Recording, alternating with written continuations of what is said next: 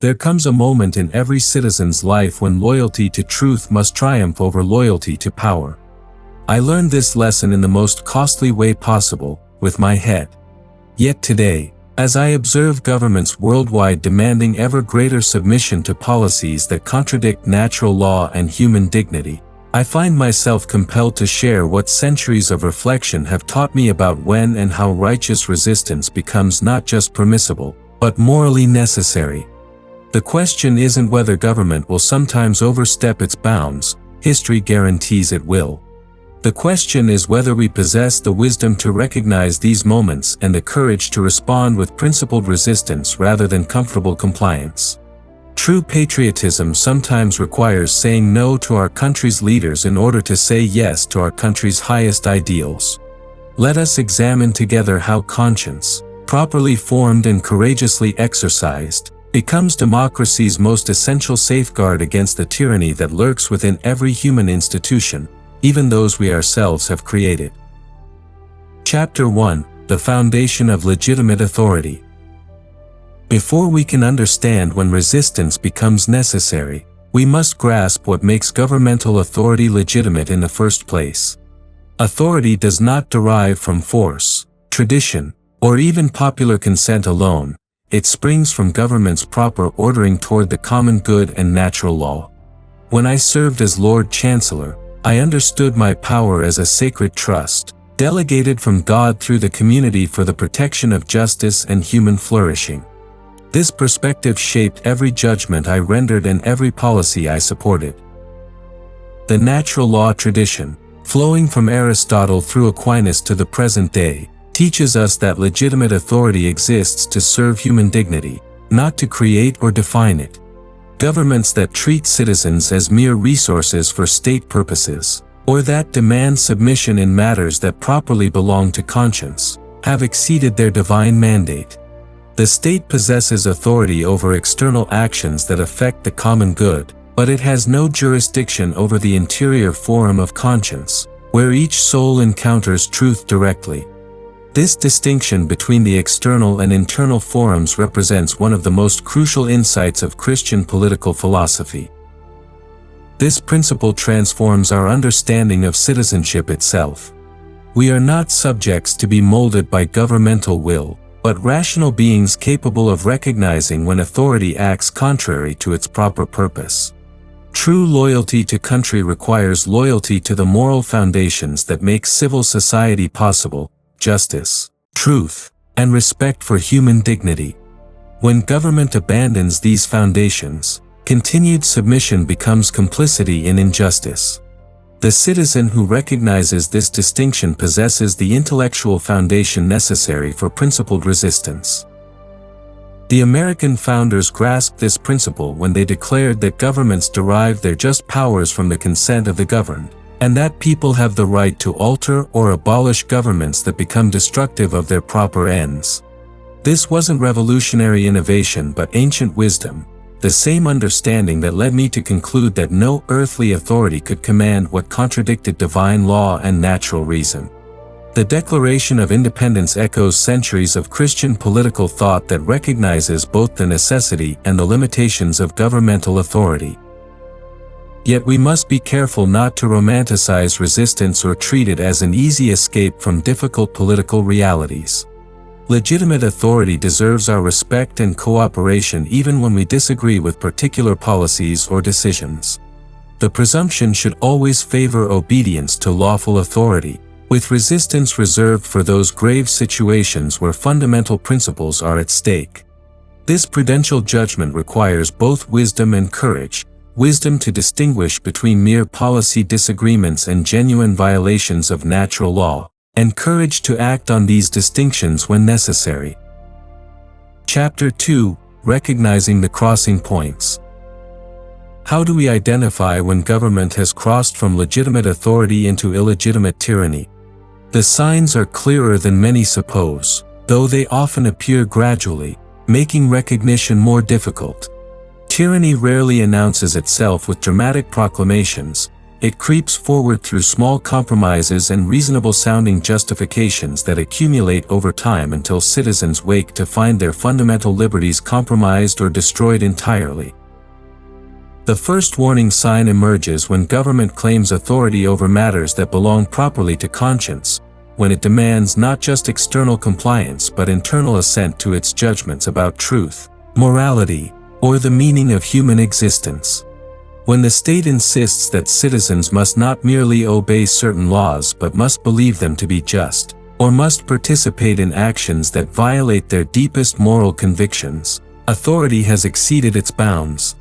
This was precisely the issue I faced when King Henry demanded that I swear to the Act of Succession, which required not just acknowledgement of his authority but positive affirmation of the legitimacy of his divorce and remarriage. Another crucial marker appears when government abandons the rule of law in favor of arbitrary rule. When those in power ignore constitutional limitations, manipulate legal processes for political ends, or treat law as merely an instrument of will rather than a standard of justice, they forfeit their legitimate claim to obedience. Law exists to constrain power, not to serve it. The rule of law requires that even rulers submit to standards higher than their own will, whether those standards derive from written constitutions, natural law, or divine commandments. We must also watch for the gradual erosion of subsidiarity, the principle that decisions should be made at the most local level competent to handle them. When distant bureaucracies claim authority over matters that families, communities, or local governments can manage better, centralized power grows beyond its proper scope and begins to stifle the very human flourishing it should protect. This principle, well understood in medieval political philosophy, recognizes that human beings are not abstract individuals but persons embedded in particular communities with their own customs, needs, and wisdom. Perhaps most dangerously, we must recognize when government begins treating citizens as means rather than ends, when policies reduce people to economic units, statistical categories, or instruments for achieving ideological goals rather than recognizing each person's inherent dignity and unique vocation. This utilitarian approach to governance contradicts the fundamental principle that human persons possess intrinsic worth that cannot be subordinated to collective purposes, however noble those purposes might appear. The corruption of language provides another reliable indicator of governmental overreach. When political authorities redefine fundamental terms, marriage, family, gender, rights, justice, to serve ideological purposes rather than to clarify truth, they demonstrate contempt for the rational foundations of civil discourse. Language exists to help us apprehend and communicate reality, not to remake reality according to our preferences. Governments that systematically corrupt language corrupt the very possibility of rational political discussion.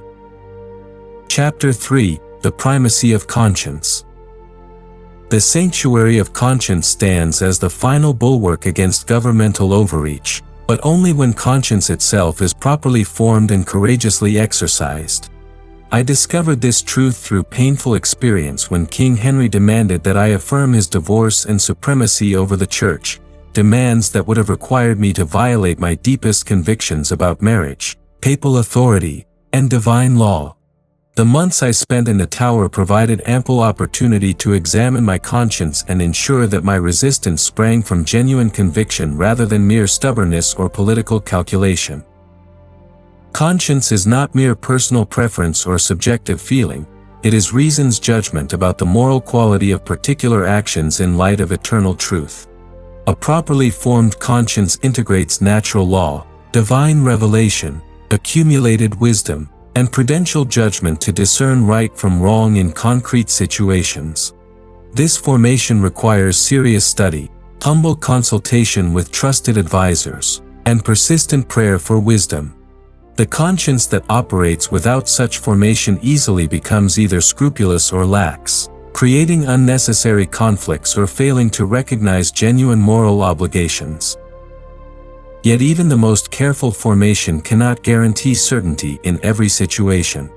When conscience remains doubtful after earnest effort to discern truth, We must follow the safer course, the path that avoids likely sin rather than risking cooperation with evil.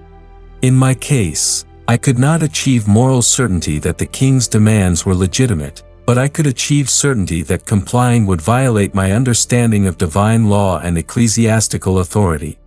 This principle of probabilism, developed by later moral theologians, provides practical guidance for situations where perfect clarity remains elusive.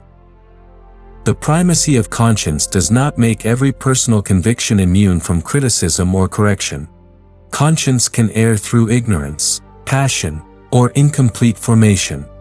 We must remain open to correction while simultaneously refusing to violate our sincere judgments about right and wrong. This tension requires both intellectual humility and moral courage, qualities rarely found together but essential for righteous resistance. The proud person refuses correction even when conscience is clearly erroneous, while the cowardly person abandons conscience rather than face the consequences of following it. When government demands actions that well-formed conscience cannot approve, citizens face the moment of truth that defines their character. Will we choose comfortable compliance or costly integrity? The choice reveals whether we truly believe that truth exists independently of power and that human dignity transcends political expediency. These moments test not just our convictions but our willingness to suffer for them, a willingness that distinguishes genuine conscience from mere opinion or preference. The formation of conscience requires engagement with the great tradition of moral wisdom that spans cultures and centuries. We cannot form conscience in isolation from this tradition, treating our own feelings or contemporary opinions as sufficient guides for moral judgment. At the same time, we must apply this inherited wisdom to new situations that previous generations could not have anticipated. This creative application of eternal principles to temporal circumstances represents one of the most challenging aspects of moral reasoning. Chapter 4: Methods of Principled Resistance.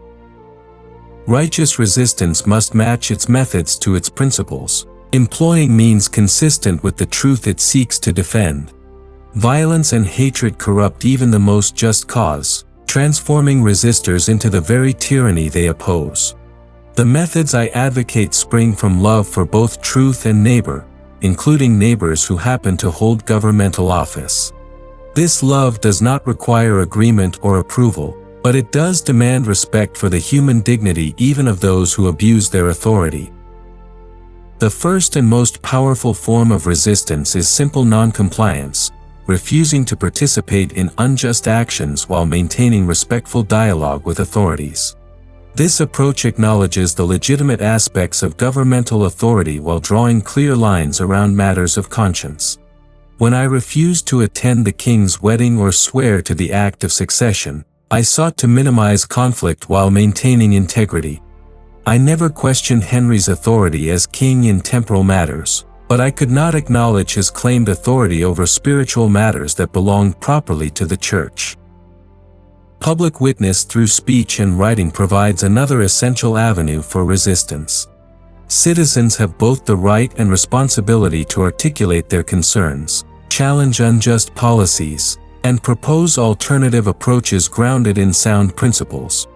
This witness must combine courage with charity, speaking truth without personal attack or inflammatory rhetoric that obscures rather than illuminates important issues. The goal is persuasion rather than victory, conversion rather than conquest. Effective public witness requires careful attention to audience, occasion, and manner of presentation. Legal resistance through courts and constitutional processes offers crucial protection for conscience rights and limited government. While not every unjust law can be overturned immediately, persistent legal challenge helps establish precedents and educates fellow citizens about the proper limits of governmental authority. The American system provides particular opportunities for such resistance through its constitutional protections and separation of powers. Citizens should exhaust legal remedies before considering other forms of resistance, both because law provides important protections and because respect for legal processes strengthens the rule of law generally. Community organization and mutual support enable individuals to resist more effectively while maintaining social bonds essential for human flourishing. When citizens stand together in defense of shared principles, they demonstrate that resistance springs from love of justice rather than mere personal grievance or political ambition. Effective community organization requires careful attention to building trust, clarifying shared principles, and developing sustainable structures for mutual aid and common action. Civil disobedience represents a more dramatic form of resistance that should be employed only when other methods have failed and the issues at stake justify the disruption of civil order. Such disobedience must be public, non-violent, and accepting of legal penalties to demonstrate respect for law even while violating particular laws deemed unjust. The goal is not to escape consequences but to dramatize injustice and invite broader reflection on the principles at stake. Chapter 5: The Role of Suffering in Resistance. True resistance inevitably involves suffering, not because we seek martyrdom, but because defending truth in a fallen world requires sacrifice. Those who resist unjust authority must prepare for consequences ranging from social ostracism to legal penalties to physical persecution. This suffering, accepted with proper intention, becomes redemptive for both resistors and their communities. It serves as a powerful witness to the seriousness of the principles at stake and challenges comfortable assumptions about the cost of justice. My experience in the Tower taught me that suffering for conscience's sake clarifies priorities and purifies motives in ways that comfortable living cannot achieve. When faced with loss of reputation, wealth, family relationships, and ultimately life itself, we discover what we truly value most deeply. Do we love truth more than comfort? Justice more than security? God more than human approval? These questions, which can remain abstract in times of ease, become intensely practical when suffering forces us to choose between competing goods. Yet suffering alone does not validate resistance. Plenty of people suffer for foolish or selfish reasons. Redemptive suffering must be united to truth and offered in love for others, including those who inflict it. The resistor's goal is not to defeat enemies but to witness to truth in ways that invite conversion rather than provoke further hardening of hearts. This perspective transforms suffering from mere tragedy into opportunity for grace, both for those who suffer and those who observe their witness. This perspective transforms how we understand success and failure in resistance movements. Victory is not measured primarily by immediate political outcomes but by faithfulness to truth and the long-term formation of consciences. Apparent defeats often plant seeds that bear fruit generations later, while apparent victories achieved through compromised means may ultimately undermine the very principles they claim to defend. The martyrs who died for their faith during the Roman persecutions appeared to have failed completely, yet their witness ultimately transformed the empire that killed them. Suffering also teaches resistors to rely on divine grace rather than human strength alone. Prayer, contemplation, and spiritual discipline become essential preparation for principled resistance. Without this foundation, even the most well-intentioned resistance degenerates into mere political activism driven by natural virtue rather than supernatural wisdom. The spiritual resources that sustain resistance through long periods of apparent futility must be cultivated before crisis arrives, not improvised in the moment of trial. The witness of those who suffer for conscience's sake educates fellow citizens about the seriousness of the principles at stake and challenges comfortable assumptions about the cost of justice. When people observe others willing to sacrifice everything for their convictions, they are forced to examine their own priorities and commitments. This educational dimension of suffering explains why martyrs often achieve more through their deaths than they could have accomplished through their lives. Suffering for principle also builds solidarity among resistors and creates networks of mutual support that extend beyond immediate political goals. Communities formed through shared sacrifice develop bonds stronger than those based merely on common interests or opinions. These communities often outlast the particular conflicts that created them and provide foundations for future resistance when new challenges arise. Chapter 6: Building Sustainable Opposition. Effective resistance requires more than individual acts of conscience. It demands sustainable communities capable of maintaining alternative visions and practices over extended periods. The most powerful resistance often occurs not through dramatic confrontations but through patient construction of institutions and relationships that embody the principles we defend. This approach recognizes that lasting change requires deep cultural transformation, not merely political victory. Educational initiatives form the foundation of sustainable opposition by forming minds and hearts capable of recognizing truth and choosing virtue even under pressure. When government schools indoctrinate rather than educate, families and communities must create alternative approaches that transmit wisdom across generations. This work requires long-term commitment and substantial sacrifice but provides the only reliable foundation for preserving freedom. Classical education, with its emphasis on logic, rhetoric, and moral formation, offers particular value in preparing citizens for the intellectual and moral challenges of resistance. Economic cooperation enables communities to reduce dependence on systems that compromise conscience while creating positive alternatives that demonstrate the viability of principled living. When resistors support each other's businesses, create mutual aid networks, and develop local economies, they build practical alternatives to unjust structures rather than merely criticizing them. This economic dimension of resistance often proves more challenging than legal or political resistance because it requires sustained cooperation and sacrifice over extended periods. Cultural formation through art, literature, music, and celebration helps communities maintain their distinctive identity and vision while attracting others to their way of life. Beauty has unique power to convert hearts and minds in ways that argument alone cannot achieve.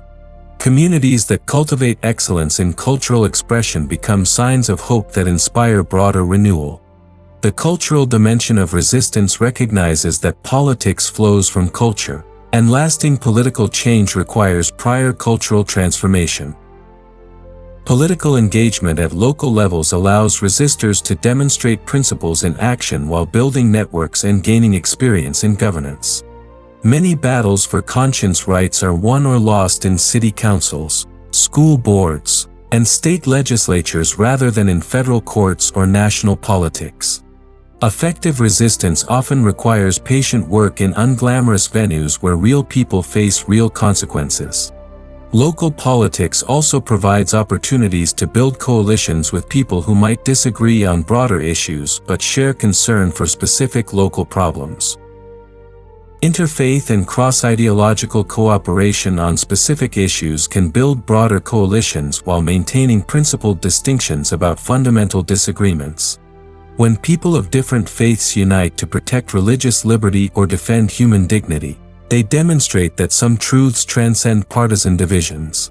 Such cooperation requires careful attention to areas of genuine agreement while maintaining honesty about continuing disagreements on other matters. Professional and academic networks provide crucial venues for resistance within influential institutions. Scholars, lawyers, doctors, journalists, and other professionals who maintain their integrity despite institutional pressure create space for truth-telling within systems that might otherwise become completely corrupted. These networks often operate informally but can provide crucial support for individuals facing professional consequences for their convictions. Chapter 7: The Hope of Renewal. Even in the darkest periods of governmental overreach, we must maintain hope that truth will ultimately prevail and that renewal remains possible. This hope is not naive optimism about human perfectibility but confident trust that God's providence guides history toward justice and that human hearts retain capacity for conversion even after the deepest corruption. The theological virtue of hope provides the foundation for sustained resistance through long periods of apparent futility. History demonstrates repeatedly that seemingly invincible tyrannies eventually collapse under the weight of their own contradictions. Governments that systematically violate human dignity create the very conditions that lead to their downfall: economic inefficiency, social breakdown, loss of legitimacy, and internal conflicts among ruling elites. Patient resistance accelerates these natural processes while preparing for opportunities to build something better. The Soviet Union's collapse surprised many observers who focused only on its military power while ignoring its spiritual and cultural bankruptcy. Renewal begins in human hearts transformed by encounter with truth and motivated by authentic love for the common good. When enough individuals choose virtue over expedience and justice over comfort, they create the foundation for broader social change. This transformation often occurs gradually and invisibly before erupting into dramatic political shifts that surprise observers who focus only on external events. The civil rights movement, for example, required decades of patient preparation before achieving its most visible successes. The American experiment itself emerged from such a process of gradual formation followed by decisive action when circumstances demanded it. The founders spent decades developing their understanding of limited government and natural rights before circumstances forced them to choose between comfortable submission and costly resistance. Their success reminds us that principled resistance can indeed lead to positive political change when grounded in sound principles and sustained by virtuous communities. Yet we must remember that ultimate renewal comes not through human effort alone but through divine grace working in and through human cooperation. Prayer, repentance, and spiritual renewal provide the foundation for all lasting political reform. Without this supernatural dimension, even the most well-intentioned resistance movements eventually replicate the very problems they sought to solve. The French Revolution's descent into terror illustrates what happens when political transformation lacks spiritual foundation. The saints throughout history provide models of hope that sustain resistance through the darkest periods. Their witness demonstrates that individual holiness can transform entire cultures and that apparent defeats often prepare for ultimate victories that transcend earthly politics. My own execution, which seemed to validate Henry's power and my failure, ultimately contributed to a renewal of Catholic faith in England that continues to bear fruit centuries later. Contemporary renewal movements around the world offer reasons for hope that principled resistance can indeed transform political realities. From Eastern Europe's peaceful revolutions to Latin America's liberation theology to Africa's independence movements, ordinary people motivated by moral conviction have repeatedly overcome seemingly insurmountable obstacles. These movements succeed when they combine clear principles, patient organization, willingness to suffer, and ultimate trust in divine providence. Conclusion.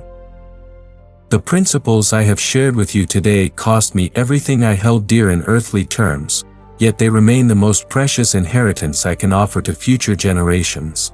When government crosses the line from legitimate authority into tyrannical overreach, citizens who remain silent become complicit in injustice. We serve our countries best when we love them enough to resist their worst impulses and hold them accountable to their highest ideals. The path of principled resistance demands everything we have: our comfort, our security, sometimes our very lives, but it offers in return the only treasure that governments cannot confiscate: the peace of conscience that comes from choosing truth over convenience, justice over safety, and God over temporal authority. May you find the wisdom to recognize when such choices become necessary, and the grace to make them with both courage and charity, knowing that truth defended in love ultimately serves the authentic good of all.